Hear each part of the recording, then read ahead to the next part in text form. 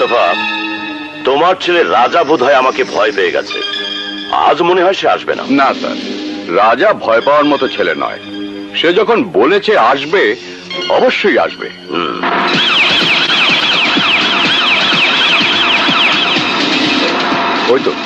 ওই তো এলো।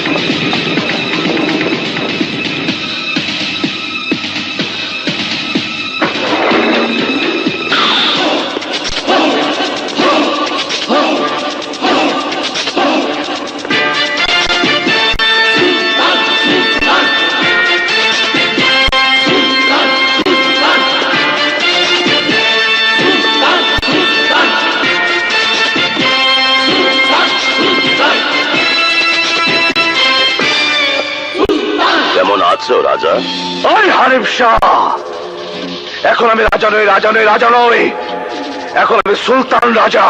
ও সুলতান রাজা। তা বলো, কেন তুমি আমার সাথে দেখা করতে এসেছো? কি চাও তুমি আমার কাছে? বলো, তোমাকে আমি কি সাহায্য করতে পারি? হানিফ শাহ, তুই আমাকে কি সাহায্য করবি? আমাকে সাহায্য করবে একমাত্র আল্লাহ। আমি শুধু তোকে বলতে এসেছি, এই অন্ধকার জগতে তুই আমার শত্রু আর আমি তোর। তুই আমাকে মারবি, আমি তোকে মারবো। এখানে কোনো সাধারণ মানুষ নেই। বল, তারপরে তুই সাধারণ মানুষের রক্ত নিয়ে কেন হোলি খেলতে চাস? সুলতান, সাধারণ মানুষকে তুই ভালোবাসতে পারিস, আমি না। ওদের রক্ত নিয়ে খেলা করাই আমার ব্যবসা। সাধারণ মানুষের জানের দাম আমার কাছে একটা কুত্তার চাইতে অনেক কম। আরে জানি হানিফ শাহ, জানি। তারপরও শেষবারের মতো আমি তোকে বোঝাতে এসেছি, এখনো সময় আছে। ওই বদমাশের রাস্তা তুই ছেড়ে দে। সাধারণ মানুষের রক্ত নিয়ে হোলি খেলা তুই বন্ধ কর। যদি না করি তাহলে? শোন হানিফ শাহ, আগামী 24 ঘন্টার মধ্যে তুই যদি তোর সমস্ত পাপ স্বীকার করে পুলিশের কাছে আত্মসমর্পণ না করিস, আগামী 7 দিনের ভিতর আমি তোকে খতম করে দেব। তোর সমস্ত অহংকার আমি মাটির সাথে মিশিয়ে ফেলবো। রাজা, মুখ সামলে কথা বল। তুই জানিস হানিফ শাহের শক্তি আর ক্ষমতা কত বিশাল? দেশের মন্ত্রী, মিনিস্টার, আইজি, পুলিশ, আইন, প্রশাসন সব ওনার হাতের মুঠোয়। বাবা, আমাদের ভেতর তুমি এসো না। রাজা, মোস্তফা, থামো। শোন সুলতান, তুই এখনো ছেলে মানুষ। তুই তো আমাকে 7 দিনের সময় দিয়েছিস, আর আমি এখন 7 সেকেন্ডে তোকে বুঝিয়ে দেব আমি কত ভয়ঙ্কর।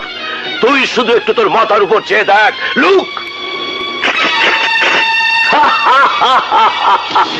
আরে হারামখোর, তোর মতো শয়তানকে যে টক্কর দিতে হলে আমাকেও যে ইবলিস হতে হবে, সে কি আমি জানি না ভেবেছিস? হ্যাঁ, তাকা, তুই তোর মাথার উপর একবার তাকিয়ে দেখ।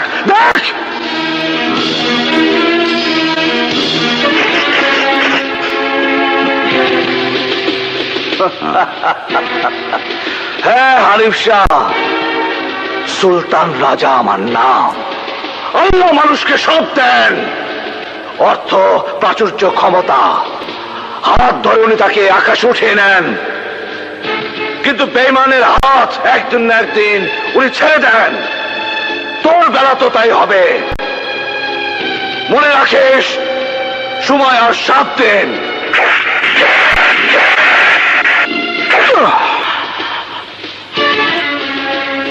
আমি একবার যা বলি তা 100 বারের সমান।